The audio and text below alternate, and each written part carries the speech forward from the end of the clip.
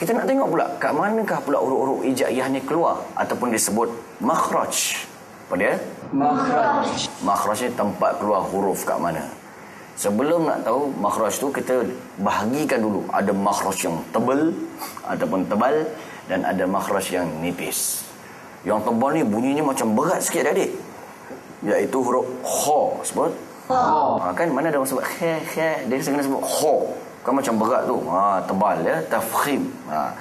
Sad. Kan tebal tu. Bod. Siap mata ustaz bulat lagi. Bod. Nasib baik tak juling begini ya. Okey. Po. Vo. Kan berat tu. Ghain. Qaf. Biasanya tafkhim ni nampak mulut ustaz dia agak sedikit ada pengaruh ke hadapan, menunjukkan huruf tu adalah tebal ataupun dalam bahasa Arabnya tafkhim. Apa dia? Tafkhim. Bagus. Selebih daripada ni bolehlah dikatakan nipis ataupun tarkik seperti ba. Sebut ba. Yang lain tu biasa sebut ta, sa, jim, ha, dal, zal. Kan ringan sikit tu. Ra, zai, sin, shin, ain, fa, kaf, lam, mim, nun, waw, ha dan ya. Nampak? Kan ringan je. Yang lain tu semua yang selain daripada yang banyak-banyak tadi semua adalah tebal. Barulah kita nak tengok di manakah keluarnya huruf-huruf ini. Pertama, huruf-huruf yang kat kerongkong. Kat mana? Kerongkong. Dia ada 3. Yang paling bawah sekali adalah hamzah dan ha. Apa dia? Hamzah dan ha. Cara petua yang lain kita nak keluarkan dia, kita tambahkan hamzah ni dengan huruf hamzah juga dan tandakan mati hamzah yang kedua tu. Contoh a. Sebut a. Kat mana rasa bunyi keluar ni? A. Kat bawah ni kan. Lepas tu satu lagi ha.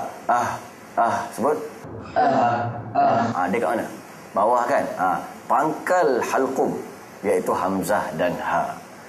Naik sikit kat tengah, ain dan ha. Cuba tambah hamzah kat mula-mula, lepas tu matikan huruf ain tu a. Sebut kat mana tu keluarnya?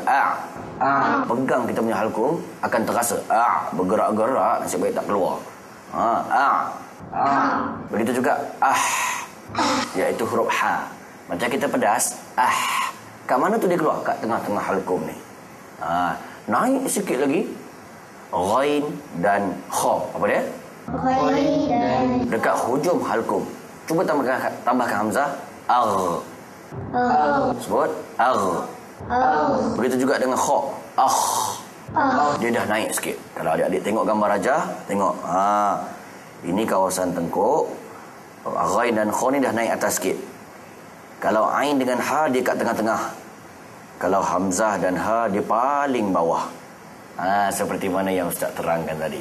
Itu semua makhraj ataupun tempat keluar dia dekat mana tadi? Halqum ataupun kawasan kita orang Melayu sebut kat dekat tengkuk lah. Naik sikit lagi adalah di lidah. Apa dia? Lidah. Pangkal lidah sekali datangnya huruf qaf. Kita sebut aqa. Sebut aqa. Dia dekat lidah yang paling pangkal. Tengok gambar mula-mula ni. Tengok yang warna hitam ni. Yang warna hitam ni kat situlah bunyi qaf. Ini lidah yang terangkat. Tu pangkal lidah. Lepas tu datang pula selepas qaf, kaf. Dia depan sikit. Sebut hampir di pangkal lidah, di atas sikit daripada qaf. Barulah di tengah lidah kita sebut jashi. Sebut jashi, iaitu jim, shin dan ya, biar mudah ingat. Kita bunyikan aj. Kat mana tu rasa? Kat tengah lidah tu. Aj. Shin ash. Kat tengah tu. Begitu juga dengan ya, ai. Terasa tak kat tengah lidah tu macam kuat kan? Sebab ataupun makhrajnya di tengah lidah. Seterusnya di hujung lidah ataupun dalam bahasa Arabnya disebut lisani. Apa dia? Lisani. Hujung atas dan kiri ataupun kanan rapat. Tengok gambar ni, iaitu makhraj huruf bod. Sebut Bod. Tambahkan hamzah out. Kuat sikit. Cuba adik Humairah sebut out. Bagus. Adik Nabil out. Dia boleh kiri ataupun kanan. Adik-adik di rumah tengok. Kalau sebelah kiri dia mahir kembung sebelah kiri, kembung sebelah kiri. Out. Kalau dia mahir sebelah kanan, out. Sebab dia di kiri dan kanan. Cuba sama-sama sebut. Out. Itu dot, nampak? Kalau kita tengok grafik ataupun di skrin, dekat sepanjang lidah kiri ataupun kanan. Ini gigi kita yang kat tengah, yang warna biru ni. Tarik ke kiri ataupun ke kanan. Barulah datangnya huruf lam, hujung dan permukaan lam. Macam mana sebut al? Al. Tengok lidah yang warna biru ni. Tu dia. Al. Gigi dua kat atas ni dekat-dekat dah. Al. Itu sebab dia sebut hujung lidah. Angkatkan lidah tu. Al.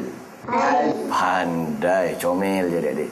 Kemudian datangnya huruf hujung di bawah makhraj lam ialah nun. Di mana nun? An. Sama juga lam, ra dan nun. Semuanya dekat ujung lidah. Ya. Begitu juga dengan ra dan nun dan lam. Maknanya kita nak mudah ingat kat ujung lidah tu laron. Sebut? Laron. Lam, ra dan nun di ujung lidah juga. Kita cuba tambahkan hamzah. An. Al. Ar. Semua kat ujung kan? Pandai dah adik. Kemudian kita tengok juga di hujung lidah. Hujung lidah ni banyak sangat makhrajnya. Seperti todan. Sebut? Todan. Kita tengok to. Auto. Dal pula. Ad. Ta pula. At. Semua di hujung lidah. Cuba tengok gambar dia. To. Di sini tengok yang warna biru ni. Dal. Juga warna biru dengan ta. Dekat hujung lidah ditarikkan ke atas. Auto. Ad. At. Satu makhraj, satu kelompok. Kemudian hujung lidah dan hujung gigi atas bahagian hadapan. Mudah nak ingat, sazos. Sebut? Sazos. Tu sama makhraj ni, sin, zai dan sod. Sazos. Sekali lagi. Sazos. Cuba bunyikan sin, tambahkan hamzah. Amin. As. As. Kat mana hujung lidah kan rasa? As. Sekali lagi amin. As. Bagus. Zai, cuba adik Anis. Az. Kuat sikit. Az. Pandai. Sod adik Fadilah. As. Lagi sekali. As. Semua dekat ujung lidah kan? Okey, begitu juga dengan hujung lidah dan hujung gigi atas bahagian hadapan. 3. Fa, zal dan dha. Tiga-tiga kalau adik perhatikan penonton di rumah, terkeluar lidah. Cuba. Kena keluarkan lidah tu. Al. Begitu juga dengan dha. Pandai adik-adik. 3 ni pun hujung lidah dan keluarkan sikit lidah. Jangan panjang sangat, jangan. Itu jadi cicak main adik-adik. Pendek sangat pun tak nak. Tak nak, dia kena S. Semua?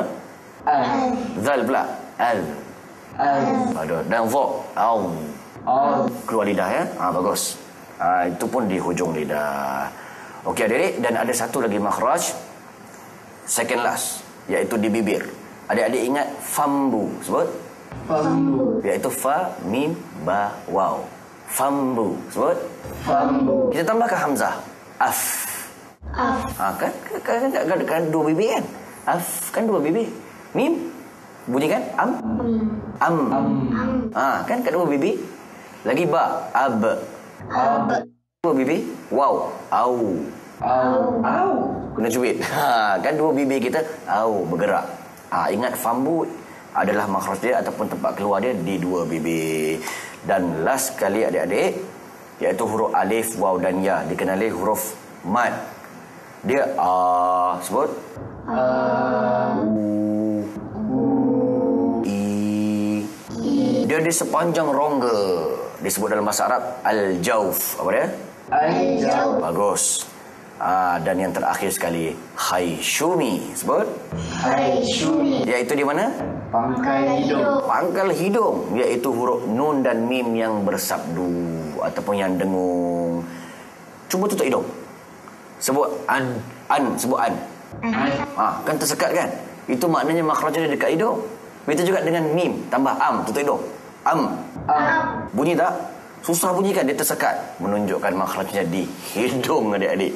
Itu sebab kalau orang dia sesama, suara dia tak berapa sangat, tengah banyak hingus, dia baca Quran, bila bunyi dengung dia tak berapa tepat. Sebab makhraj yang dengung, khususnya nun dan mim yang bersabdu, memang di hidung. Kita akan sambung selepas ini.